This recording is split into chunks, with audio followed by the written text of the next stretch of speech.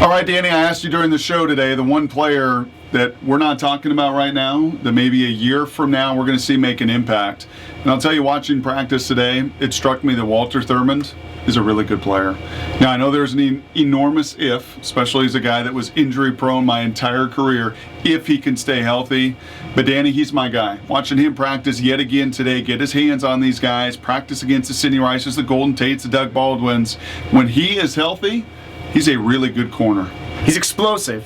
He got an opportunity out there on Monday.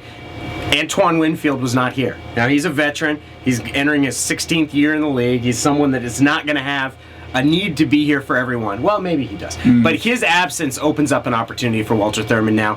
He's had an injury history, and there's no way to sort of sugarcoat that. He's ended each of the past 2 seasons on injured reserve. He's going to have to earn a spot on this team, but I think most people have looked ahead and expected to see this secondary without Walter Thurmond. Yeah. He's an explosive player toward the ball and someone who really still might factor into this secondary. Now, were you at all perplexed they were even practicing out there? I mean, why screw up the fields for training camp? Why would you want to go out there and practice? Well, there are reasons to practice. I'm just saying in the overall scheme of things that maybe the OTA practice isn't the most important. But I'll tell you one thing you can watch. You can watch receiving targets and how they're defended by the secondary. It's probably the most informative thing. The big guys up front, they're not hitting. And if you ask me the one player to pick that might have a huge impact, Zach Miller.